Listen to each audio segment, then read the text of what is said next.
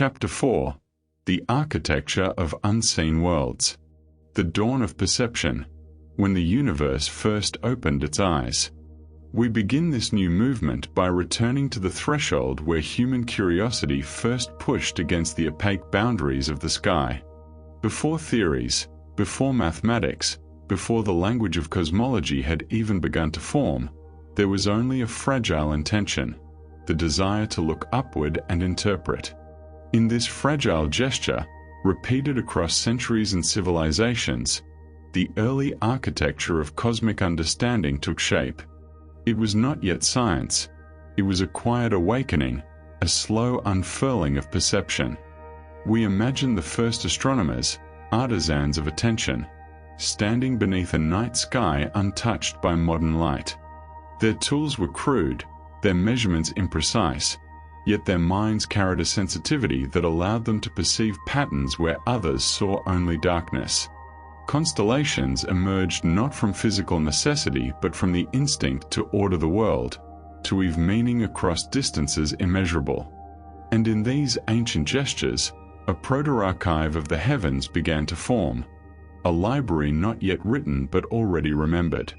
In a universe where every truth is only a stepping stone to a deeper question, walk with us as we explore the shifting architecture of knowledge. Subscribe to continue this journey into the unknown. Thank you. Centuries later, when Galileo lifted his imperfect telescope toward Jupiter, the universe responded by revealing more than anyone expected. The moons circling that distant giant were not merely new objects, they were a philosophical rupture. Their existence unsettled the certainty that all motion must center on Earth, and with that fracture, a deeper architecture of reality began to unfold. We sense Galileo not as a revolutionary, but as a participant in a cosmic dialogue, a dialogue in which the universe gently corrects us when our narratives grow too small. The telescopes that followed expanded this dialogue, pushing our vision farther from familiar shores. Observers catalogued nebulas that shimmered like unresolved thoughts, star clusters that hinted at structure beyond comprehension, and faint luminous smudges that would one day be recognized as galaxies. Instruments improved, lenses widened, mirrors sharpened, yet the underlying motion remained the same, a civilization learning to see. We picture the 19th century astronomers, their observatories standing like stone monasteries dedicated to the discipline of night. They traced the sky with the devotion of scribes, each catalogue entry a syllable in a growing manuscript of cosmic order. Their charts revealed a universe richer than expected, a symphony of spectral lines, a scattering of mysterious rays invisible to the naked eye, an emerging suspicion that light itself contained hidden alphabets. And then, as though to signal the beginning of a new chapter, a human mind named Edwin Hubble looked beyond the limits of our galaxy and saw motion, galaxies drifting outward in a vast expansion. The universe was no longer a static cathedral but a dynamic architecture, stretching and unfolding across epochs. This realization was seismic. It repositioned humanity not at the center of creation but within a vast, evolving structure whose boundaries we could map only by patient inference. We linger on this moment because it embodies the essence of cosmic evolution. Understanding arises not in sudden triumphs but in gradual recalibrations of perception. Every new observation forces an update, a shift in prior assumptions, a widening of conceptual horizons. The universe does not change because we observe it. Rather, we change in response to what is revealed. The early astronomers did not know they were participating in a multi-millennial symphony. Yet their actions became foundational notes in a composition still unfolding. Their mistakes were instructive, their limitations formative, their breakthroughs seeds of future insight. Through them, we learn that perception is itself a form of evolution, a slow refinement of the structures through which we interpret reality. As this first movement draws to a contemplative close, we feel the gathering of momentum. The universe, once thought to be a dome with stars pinned like ornaments upon its surface, becomes a boundless expanse whose architecture eludes completion. And we, inheritors of this lineage of perception, stand on the threshold of deeper inquiries, into worlds beyond our own, into parallel realms that may shadow our existence, into energies that shape galaxies and threaten our technologies. The dawn of perception is not behind us. It continues with every question we ask. The expanding manuscript, how the cosmos revealed its vastness. We move now into a broader chamber of the narrative, a place where the universe begins to articulate its immensity with a clarity that humbles every prior assumption. If the first movement traced the awakening of perception, this second movement explores the moment when perception became insufficient, when the heavens themselves insisted on greater scales, deeper times, and more intricate architectures than our inherited frameworks could sustain. It is the story of the cosmos gently but persistently enlarging the canvas on which we paint our understanding. We imagine the early 20th century as an era poised on the boundary between familiarity and revelation. Telescopes had grown powerful enough to capture faint spirals and ellipses drifting in the night sky. Some believed these luminous smudges were mere ornaments within the Milky Way, decorative flourishes on the cosmic ceiling. But others sensed an enormity hidden within their forms, a suggestion that these shapes might not be clouds within our galaxy but galaxies in their own right, each containing billions of stars. When Edwin Hubble measured the distances to these objects, the revelation was not subtle, it was a quiet upheaval. The universe became larger not by miles but by orders of magnitude.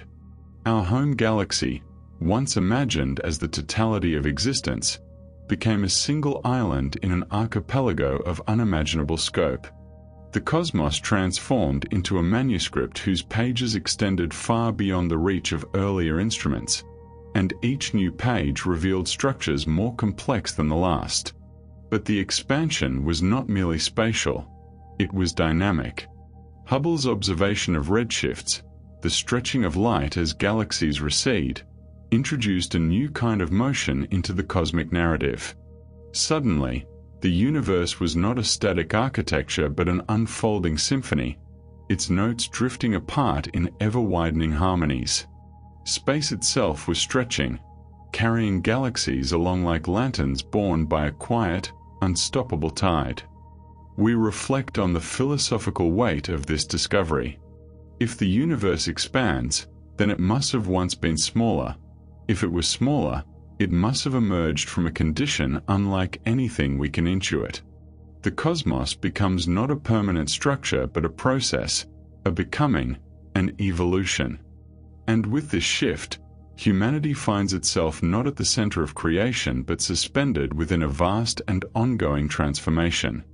The expansion also teaches us a subtler lesson, that limits in perception create limits in belief. Before Hubble, many assumed the universe was eternal and unchanging.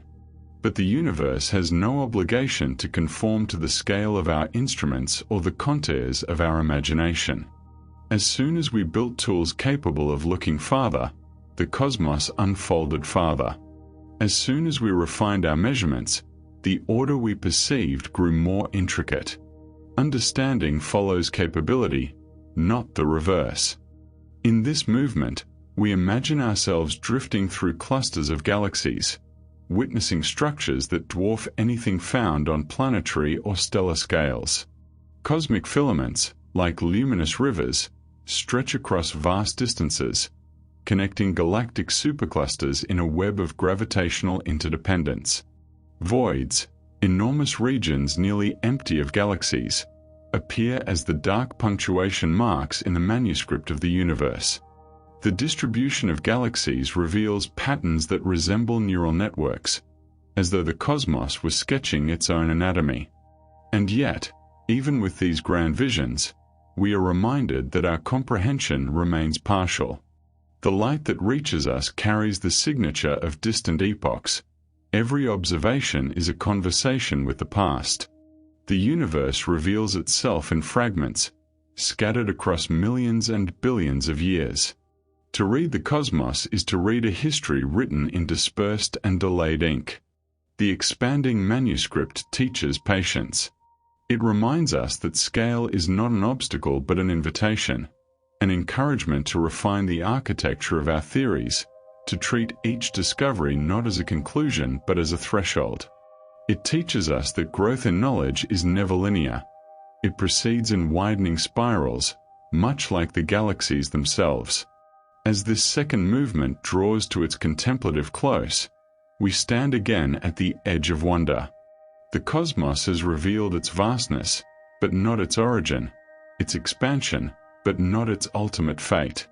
Ahead lie deeper mysteries, of parallel worlds, invisible dimensions, and forces that shape the fabric of existence. The manuscript continues to expand, and we continue to evolve alongside it, learning to read what was once unreadable. The Red Frontier, Mars and the threshold of human continuity. We turn now from the widening architecture of galaxies to a world much closer, a sphere that has followed us like a distant sibling through the history of our imagination. Mars, the Red Frontier, emerges in this movement not as an escape, not as a promised refuge, but as a threshold, a place where humanity confronts the limits of its homeworld and the necessity of its own continuity. In the quiet rhythm of this reflection, Mars becomes both a destination and a mirror, a reminder that survival is not guaranteed but must be cultivated. We imagine Mars as a solitary lantern drifting in the cold darkness, its rust-colored surface illuminated by a sun that appears smaller, more fragile than from Earth. The planet's thin atmosphere offers little protection, its wind-sculpted landscapes that speak of ancient rivers and vanished seas. It is a world defined by absence, the absence of warmth, of air, of abundant life. And yet it is precisely this absence that stirs something fundamental in us, the desire to restore, to build, to persevere. As astronomers turned their refined instruments toward Mars, they did so not merely to examine a nearby planet but to test the boundaries of habitability itself. The rovers that crawl across its plains resemble patient archivists, dust-covered pilgrims reading the geological scripture of a world long abandoned by liquid water. Each drilled sample, each spectral reading, each panoramic survey adds another syllable to the narrative of planetary evolution. Through them, we learn that Mars once hosted conditions akin to early Earth, and that worlds, like civilizations, endure cycles of transformation and loss. Mars becomes, in this contemplation, a bridge between the Earth we inhabit and the cosmic possibilities beyond it. For we know, with growing clarity, that our time on Earth is finite. Not immediately, not catastrophically, but inevitably.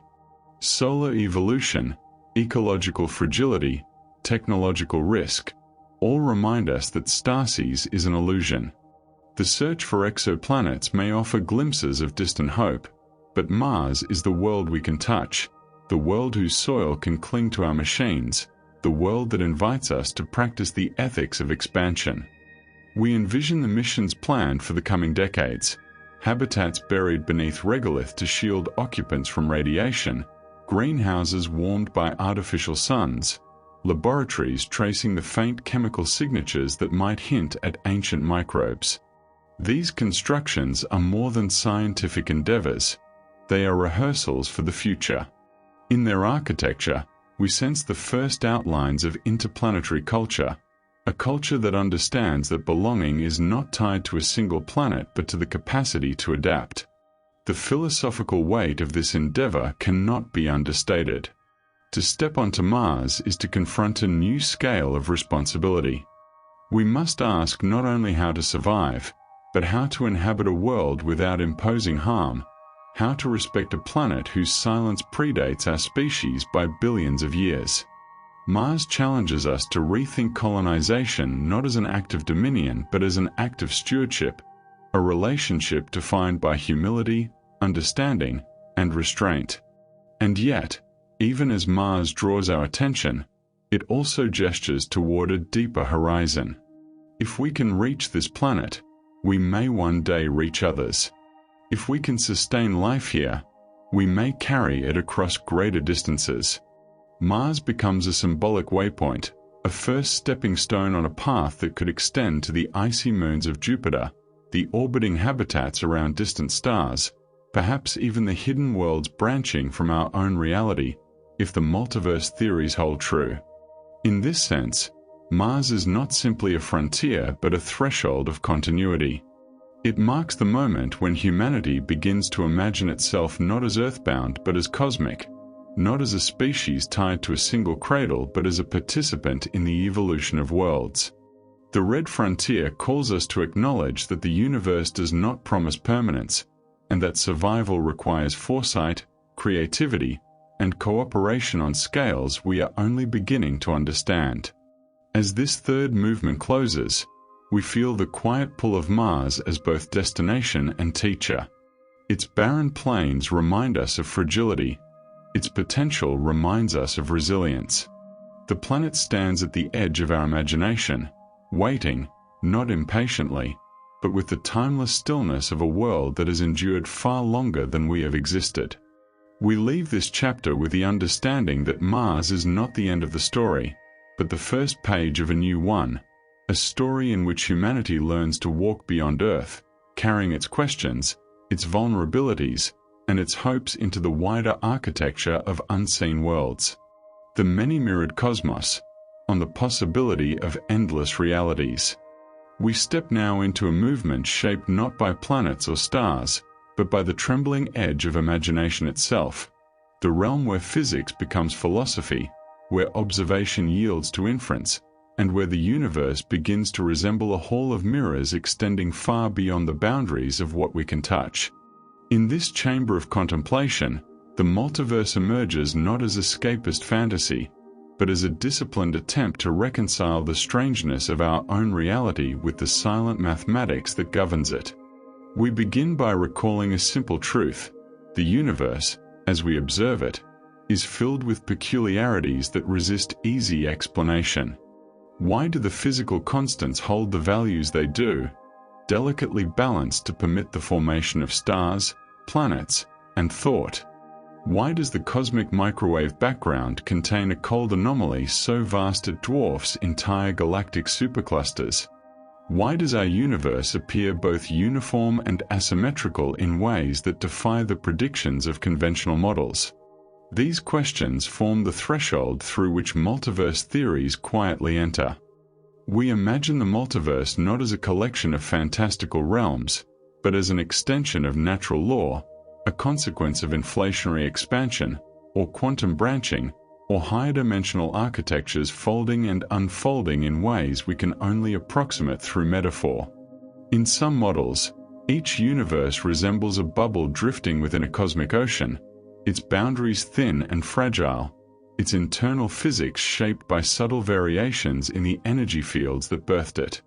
In others, every decision, every quantum event, every divergence in possibility generates a new thread of reality, weaving an ever-thickening tapestry of timelines.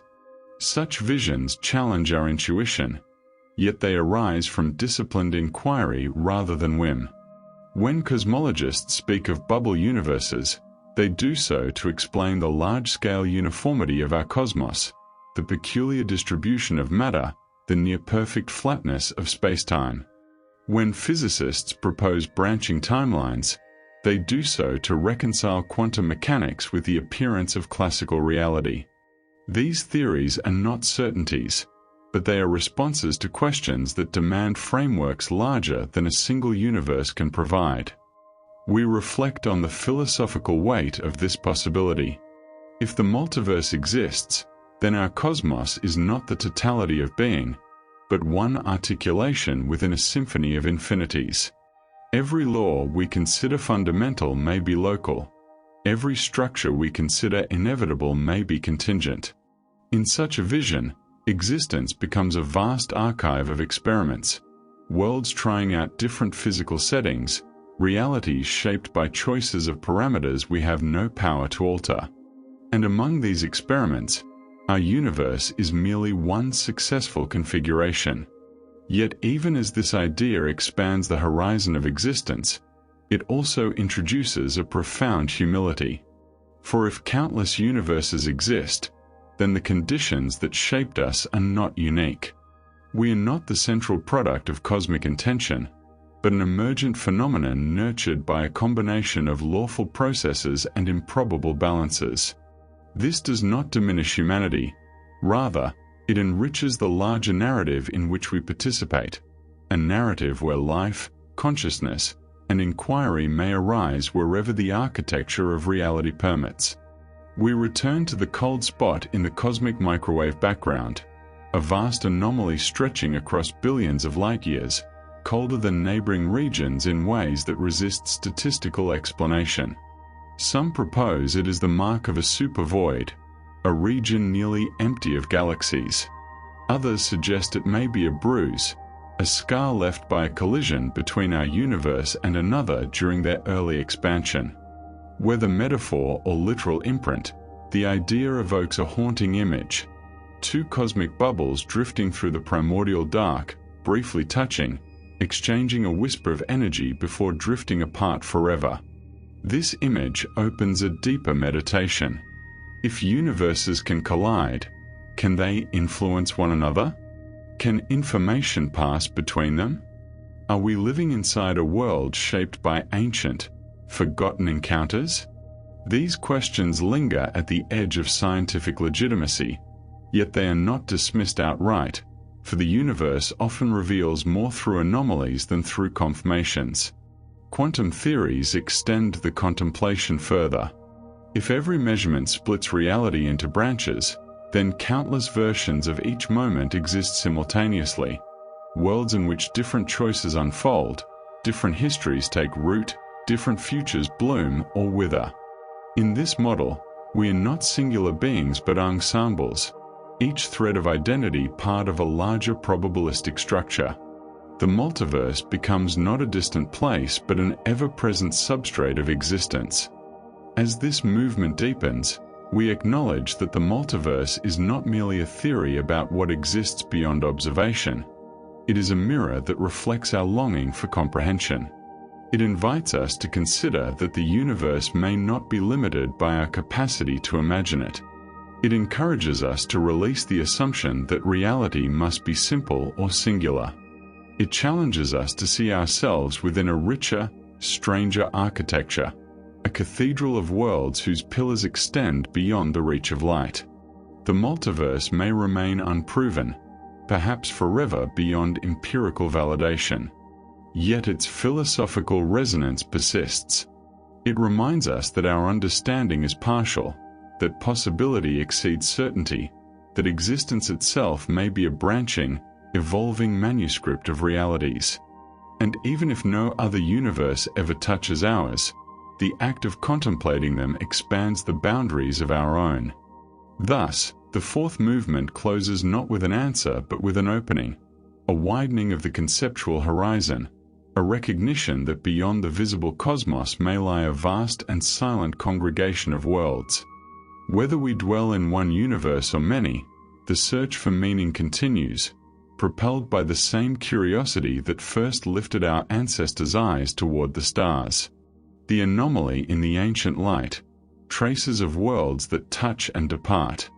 We descend now into a movement illuminated not by stars, but by the faintest and oldest light the universe has left for us, the cosmic microwave background, that primordial whisper released when the cosmos was still young and dense, when matter had only just begun to separate from radiation.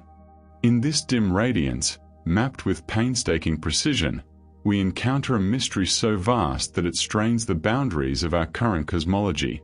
The cold anomaly, a shadow imprinted on the sky, colder and wider than anything our standard models predict.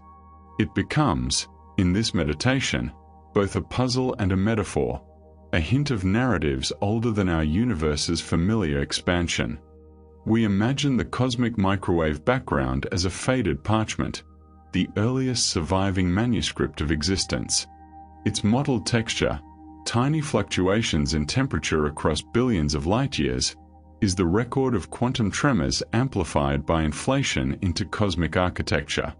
But on this parchment lies an irregularity, a darkened region that resists assimilation into the expected pattern. The cold spot stretches across space like a bruise, a silent reminder that even the oldest light contains secrets that have not yet surrendered to interpretation. Scientists have proposed many explanations. Some argue it is merely a statistical curiosity, a cosmic coincidence that emerges from random variation. Others suggest the presence of a supervoid, an enormous region nearly empty of galaxies, whose scarcity of matter distorts the background radiation passing through it. Yet when astronomers surveyed this region, they found that its emptiness could not alone account for the anomaly's depth or breadth. The cold spot remained too vast, too coherent, too resistant to mundane resolutions. And so a more daring interpretation arose, that the cold spot might be the trace of a collision between our universe and another.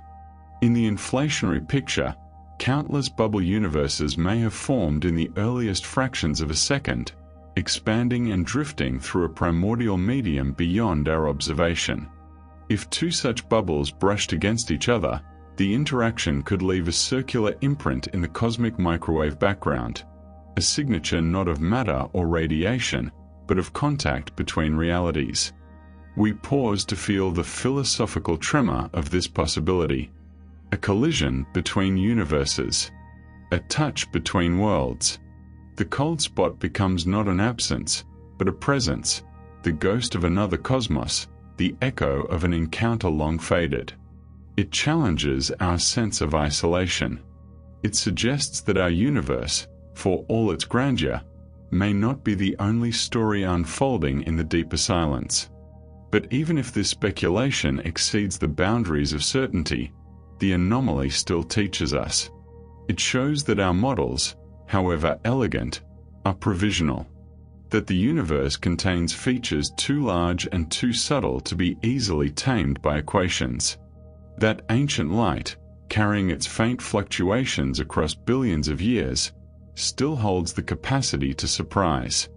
We extend our reflection beyond the cold spot to the broader architecture of relic radiation. Every pixel in the microwave background represents a moment of cosmic transformation, a snapshot of a time when atoms first bonded, when gravity began to sculpt matter into the seeds of galaxies. Observing this light is like reading the diary of the universe's childhood, filled with scribbles we can decipher only through humility and patience. And yet, what does it mean that such a diary contains an anomaly?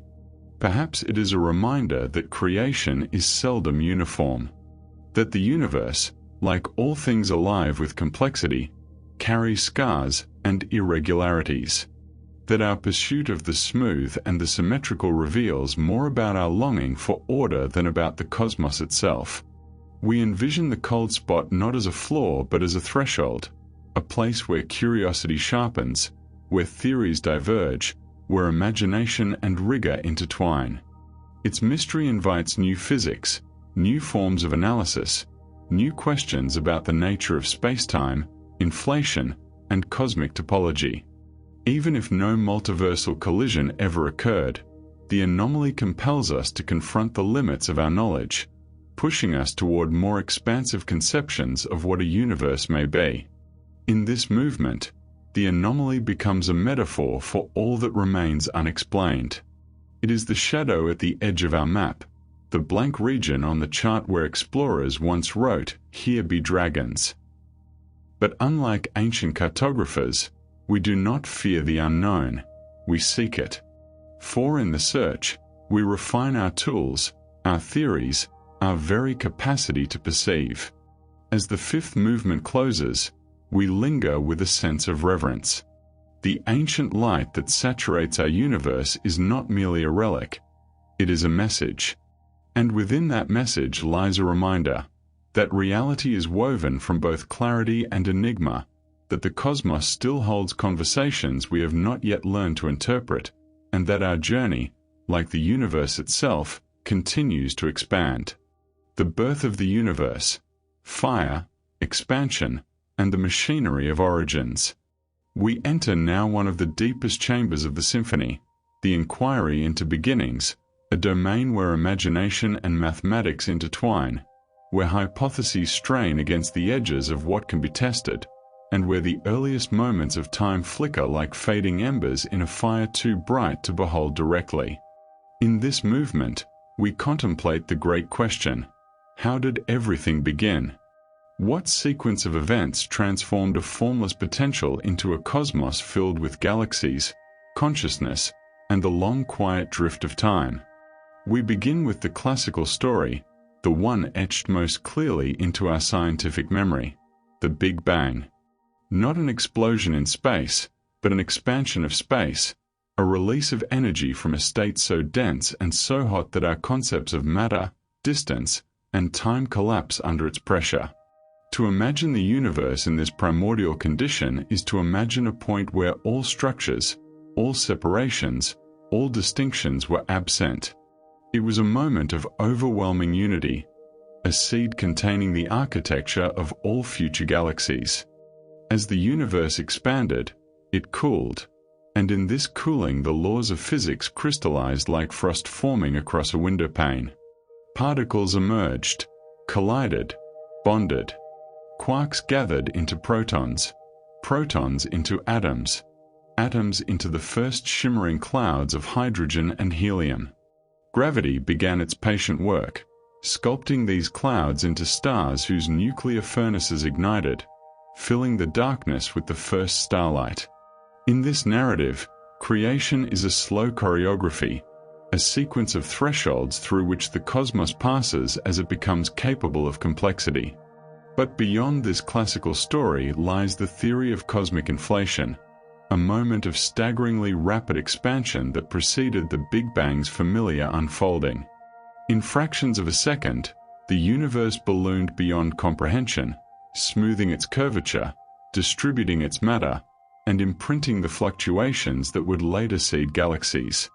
Inflation explains much of what we observe: the uniformity of the cosmic microwave background, the structure of the large-scale universe, the apparent flatness of spacetime.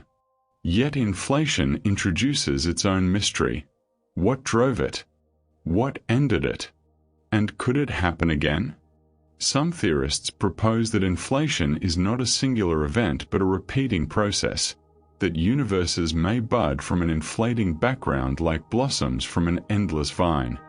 In this picture, our universe is merely one fruit in a garden of cosmic possibility. Each universe expands, cools, forms structures, and evolves according to its own laws. In this sense, creation is not a unique miracle but a continual, almost biological process. We pause to appreciate the philosophical resonance of this idea. If the universe is one among many, then our history becomes both precious and modest. We inhabit a world with just the right balance of forces to allow stars to form, planets to orbit, and life to contemplate its origins. But these conditions, miraculous as they appear, might be simply one expression within a much larger tapestry of variations. Existence becomes not a singular act but a multitude of experiments occurring across realities. Yet even this expansive vision is challenged by alternative theories. Some physicists suggest that the universe is cyclical, that expansion is followed by contraction, contraction by another expansion, and so on without beginning or end. In this framework, the Big Bang was not the birth of all things but the latest in a sequence of cosmic rebirths. Each cycle wipes away the structures of the previous one, yet carries forward certain imprints, like echoes in a grand cosmic memory. Others imagine time itself as granular, composed of discrete intervals rather than continuous flow. In this quantum view, the moment before the Big Bang may not be physically meaningful. The universe could emerge from a prior state that is not describable in familiar terms. The singularity dissolves into a phase transition, a transformation akin to ice melting into water, abrupt yet lawful. Each of these theories shares a common confession. our understanding of origins is incomplete. The earliest moments of the universe remain veiled behind the limits of observation, and our mathematics, though elegant, may be only a partial language for describing creation. We are left with metaphors, seeds, cycles, gardens, thresholds, each pointing toward a reality larger than metaphor can contain. As we contemplate these competing narratives, we sense a deeper continuity. Regardless of the model, the universe emerges as a dynamic architecture shaped by forces that transcend intuition. Its birth is not a moment but a process, not an explosion but a transformation, not a single event but a cascade of conditions that unfold with quiet inevitability. And within this process lies the invitation to wonder, that we, fragile beings on a small world, can look back across 13.8 billion years and glimpse the faint outline of creation. The movement closes with a recognition both humbling and liberating. Origins are not merely historical facts to be uncovered, but philosophical mirrors in which we see our own longing for coherence. The universe began in mystery, and mystery remains woven into its fabric, not to obscure truth, but to deepen our pursuit of it. The hidden dimensions, frameworks beyond the visible world. We enter now a movement shaped not by stars, nor by the origins of time, but by the invisible scaffolding that may underlie all things. Dimensions beyond sight, forces beyond intuition, and architectures of reality that stretch far past the familiar contours of space and time. Here, in this contemplative chamber, the universe reveals not what it contains, but what it may conceal. We begin with a simple observation. The world we inhabit appears to possess 3 dimensions of space and 1 of time. These 4 axes form the stage on which galaxies move, planets orbit, and consciousness unfolds. Yet as physics has deepened its inquiry, this fourfold structure has begun to look incomplete, a surface hiding subterranean complexity. To explain the gravitational subtleties of the cosmos or the strange behavior of particles, theorists have long suspected that reality extends into additional dimensions, curled tightly, folded inward, or stretched across realms inaccessible to our senses.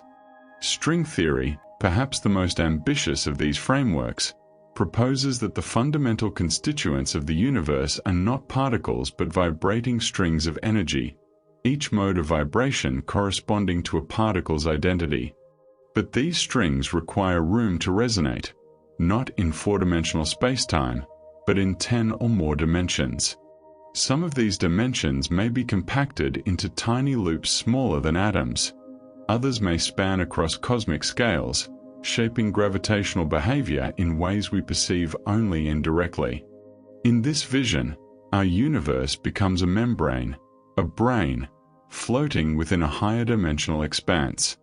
Space and time are no longer the full architecture, but merely the visible floor of a cathedral whose upper vaults vanish into shadow. And in this cathedral, other membranes may drift alongside ours, each one harboring its own physics, its own laws, its own unfolding of matter and meaning. The universe becomes a layered manuscript, its pages pressed so closely together that we cannot yet read the ones beneath. We dwell on the philosophical resonance of this possibility. If higher dimensions exist, then reality is thicker than it appears. We move across the surface of a vast structure without ever glimpsing its interior. Our senses, evolved for survival on a planetary scale, are insufficient for perceiving what lies beneath the cosmic threshold. Yet mathematics, that abstract extension of thought, can step into these hidden corridors and outline architectures our bodies cannot witness. The 5th dimension, as speculated in early unification theories, emerged as an elegant answer to a persistent riddle: why electromagnetic forces behave as they do, why gravity differs so drastically in strength, why the universe appears finely tuned. By adding an extra dimension, certain equations simplify, harmonizing gravitational and electromagnetic behavior.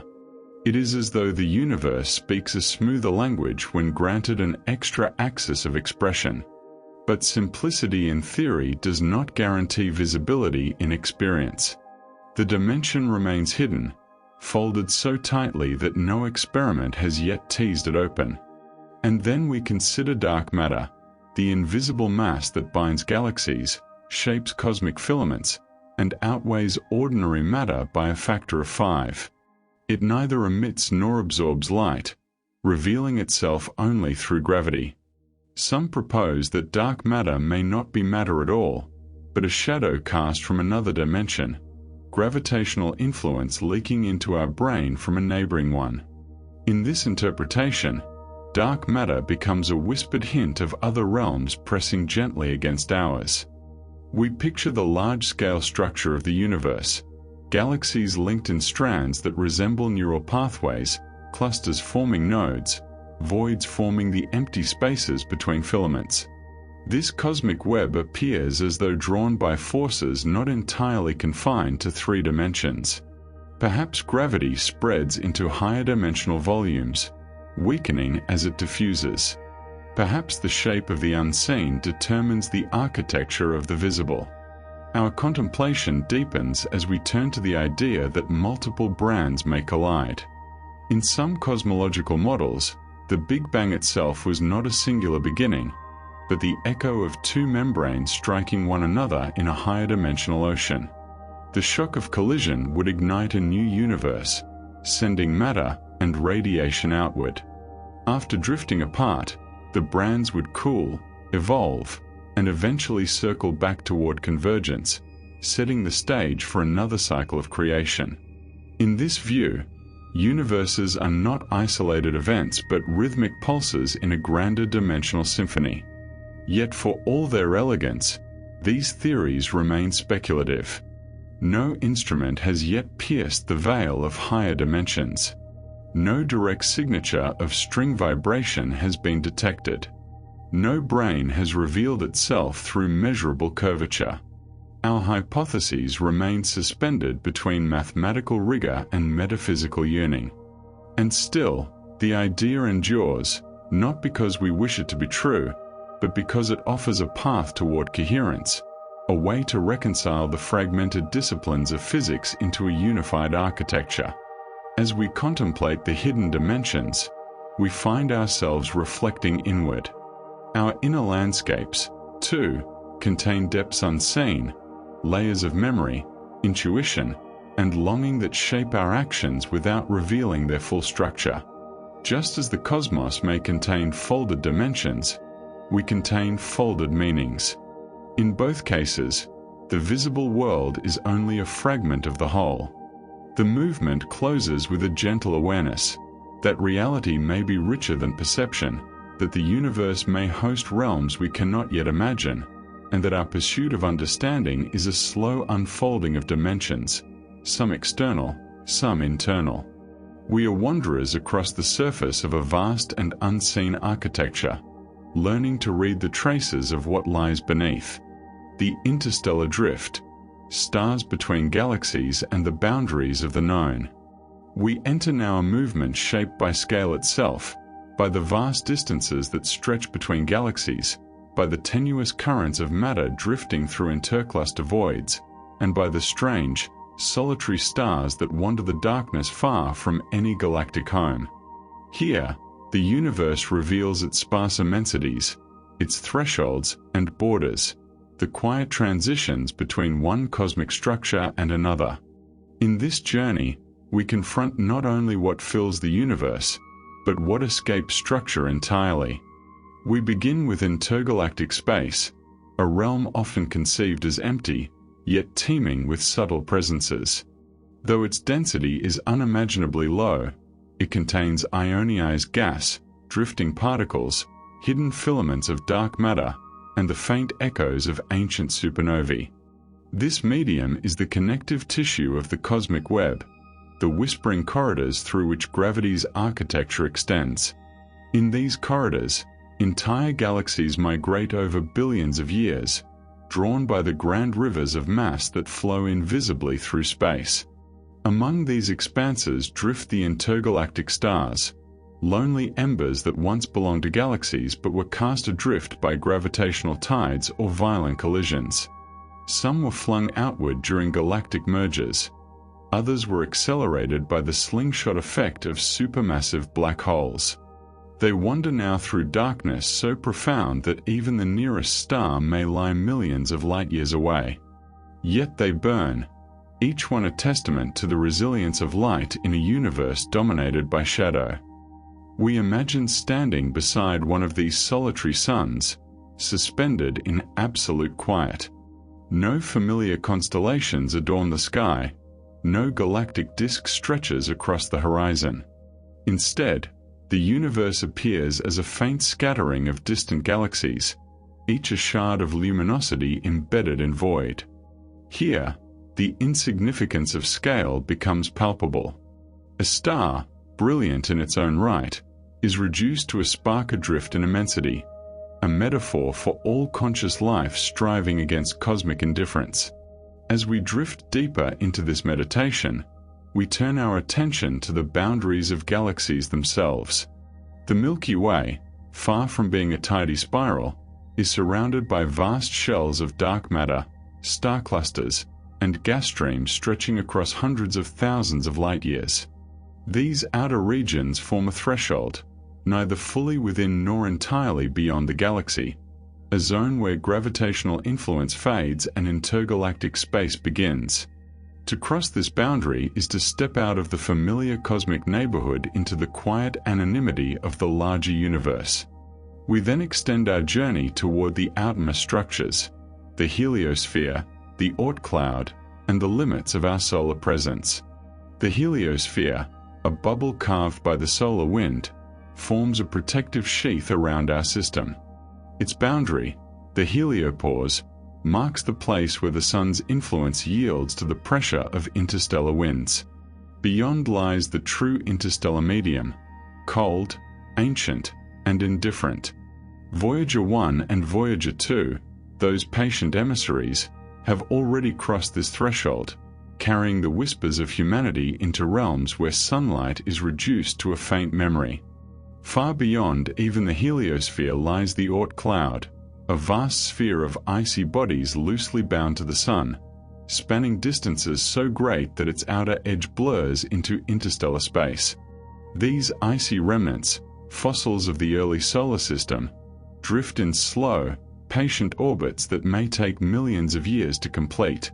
The cloud forms a soft, porous boundary between what is ours and what is not, between the homeworld and the unknown.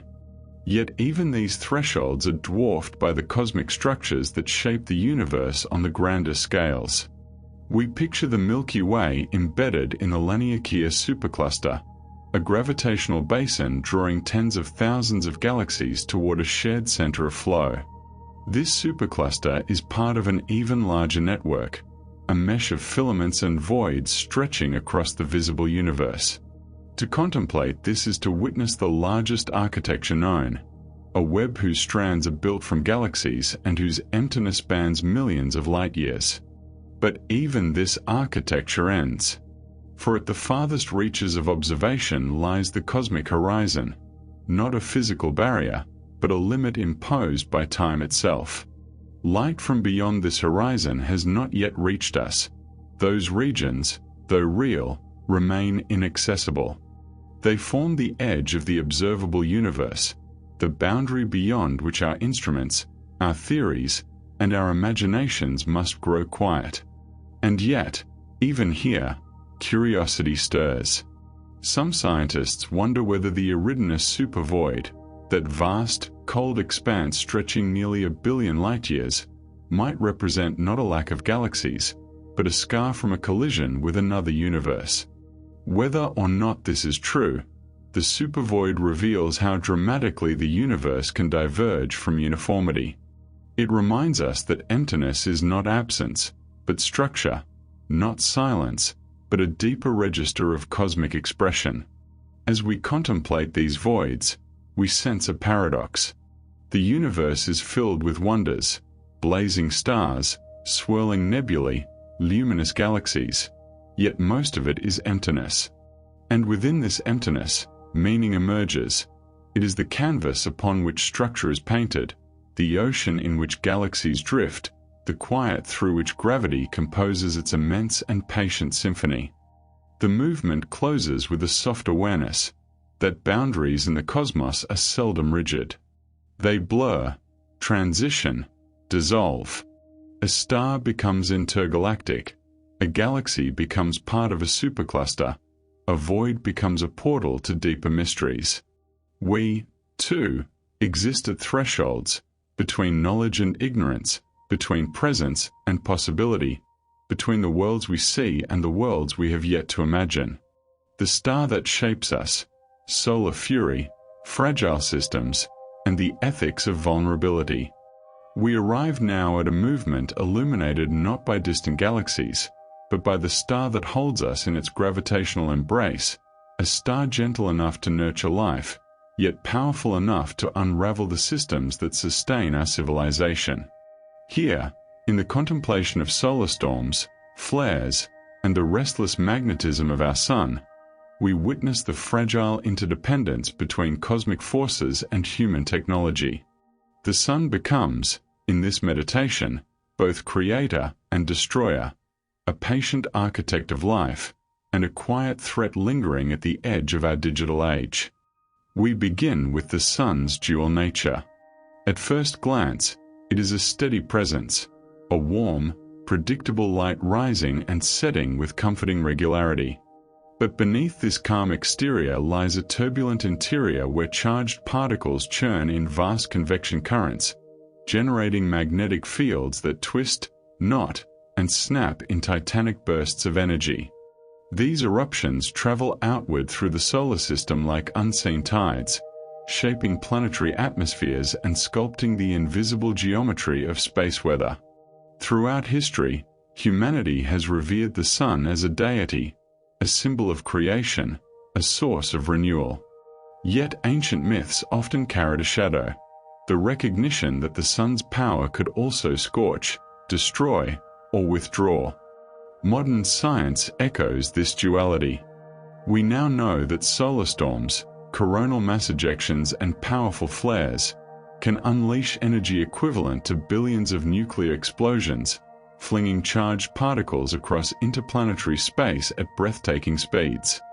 We picture one such event, the Carrington eruption of 1859, when solar fury ignited auroras so bright they illuminated entire continents.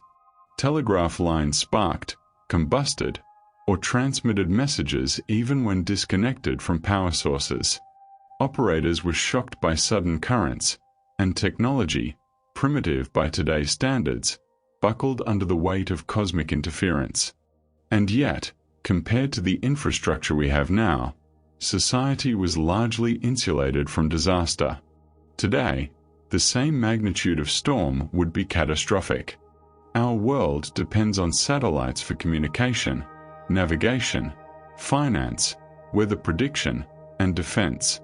Power grids, finely tuned and densely interconnected, are vulnerable to geomagnetically induced currents that can overload transformers and plunge cities into darkness. Aircraft rely on radio frequencies easily disrupted by solar events. Even the digital memory of critical devices, pacemakers, avionics, medical systems, can be flipped by a single high-energy particle. We reflect on the solar cycles that govern this activity.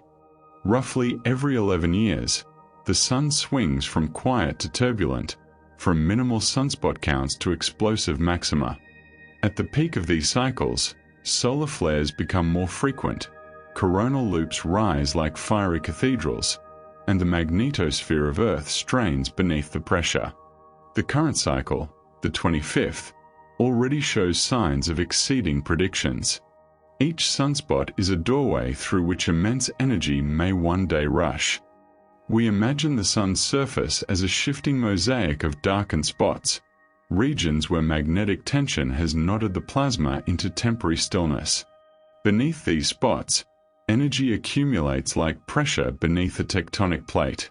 When the magnetic configuration abruptly rearranges, This energy bursts outward, launching particles and radiation into the void. Traveling at near-light speed, these emissions can reach Earth in minutes, carrying the potential to disrupt systems our ancestors could never have imagined. In this movement, we also consider how cosmic events ripple through human narratives. A solar storm is not merely a scientific phenomenon, it is an ethical and infrastructural challenge. How do we prepare for something we cannot prevent? How do we protect vulnerable populations, preserve technological integrity, and maintain societal coherence in the face of an unpredictable cosmic partner? The sun's power humbles us, reminding us that human progress rests upon assumptions of stability that may be temporary.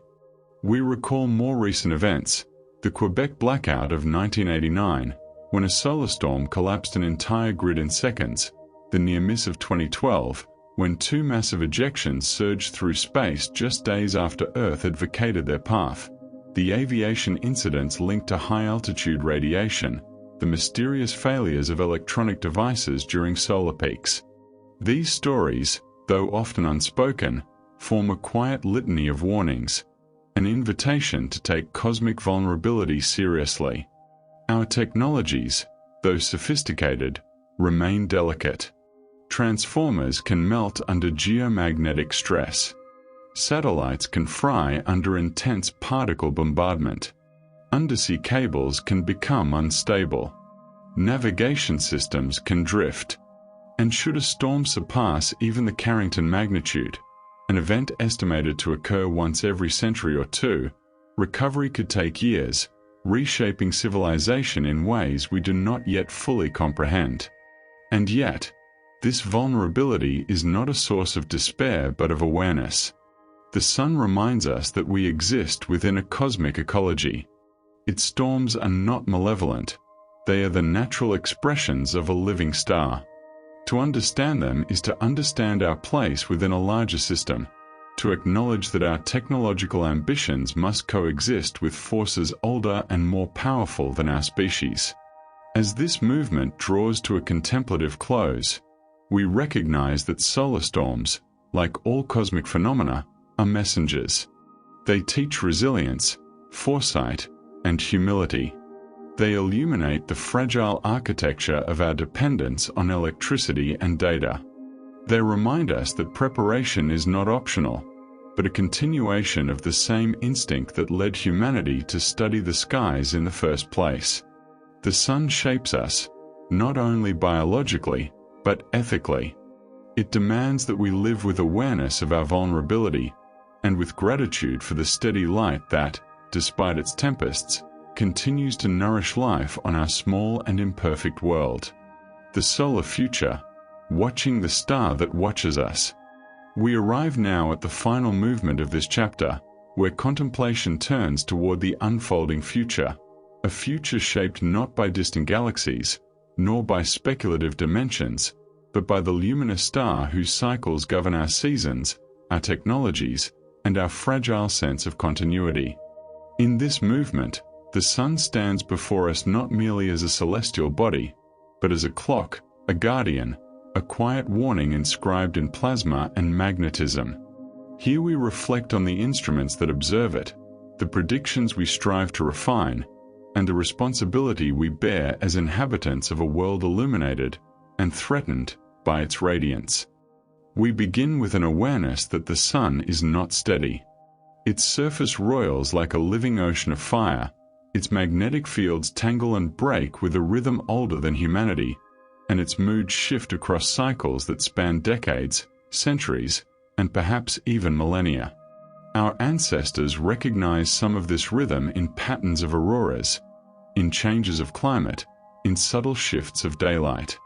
But only in recent centuries have we gained the tools to observe the sun with the precision necessary to understand its temperaments. We turn our attention to SOHO, the Solar and Heliospheric Observatory, which has orbited the Sun-Earth L1 point for decades. It has witnessed thousands of solar eruptions, tracked the emergence of sunspots, and mapped the streams of particles shaping the solar wind. In SOHO's long vigilance, we see the first step toward a cosmic meteorology, the attempt to read the solar atmosphere as carefully as sailors once read the sea. Then comes the Solar Dynamics Observatory, SDO, with its relentless gaze capturing images of the sun in high-energy wavelengths. It reveals filaments arcing like molten bridges, prominences swirling like serpentine sculptures, and magnetic loops that rise and fall in cathedral-like grandeur. Through its eyes, we witness a choreography of plasma that defies the calm appearance of sunlight reaching Earth. SDO transforms the sun from a symbol into a phenomenon, dynamic, intricate, and unceasing in its reinvention. But even these observatories, steady and refined, cannot enter the star itself. For that we turn to the Parker Solar Probe, a mission whose audacity reshapes our sense of possibility.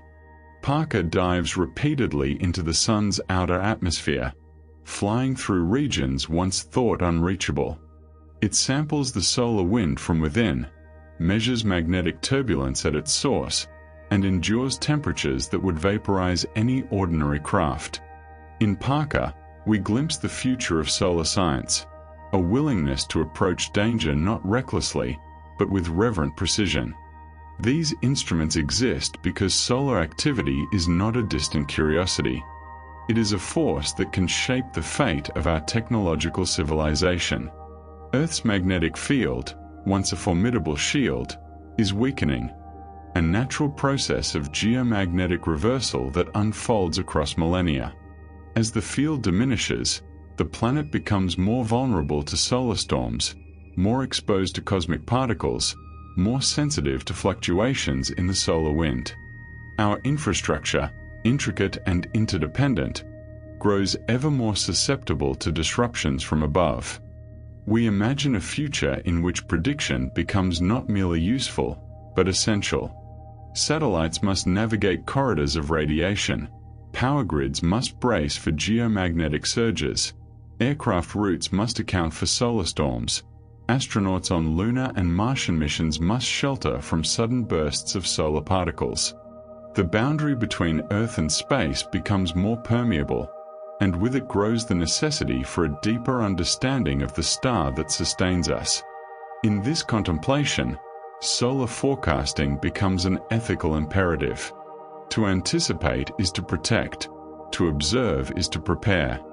We must refine our models, expand our arrays of sensors, deepen our understanding of magnetic reconnection, plasma turbulence, and coronal heating. The future of solar science is not merely academic, it is practical, existential, and intergenerational. Yet for all its dangers, the sun remains a source of profound wonder. Its cycles breathe life into Earth's climate, its light fuels photosynthesis, its warmth nurtures ecosystems across continents and seas. Even its storms, in their violent grace, remind us that we inhabit a dynamic cosmos, not a static stage. The sun is both a giver and a question, a force that sustains life while urging us toward humility. As we approach the close of this final movement, we sense the rhythm of the chapter echoing back through the earlier parts. Perception expanded by galaxies, challenged by anomalies, enriched by hidden dimensions, humbled by interstellar emptiness, and returned now to the star that anchors our world. The sun is a reminder that cosmic evolution is not only a matter of distant clusters and deep time, but also of the daily light that touches every leaf, every stone, every human life. The future will bring stronger solar cycles, new missions, more subtle tools, and perhaps surprises that challenge our assumptions once again. But beneath all of this lies a simple truth. The sun watches us, and we must learn to watch it with equal care. The movement closes in quiet reverence. Our star, ancient and restless, continues its luminous work, shaping the architecture of days and the trajectory of civilizations. To understand it is to understand ourselves, fragile beings living within the embrace of a living star.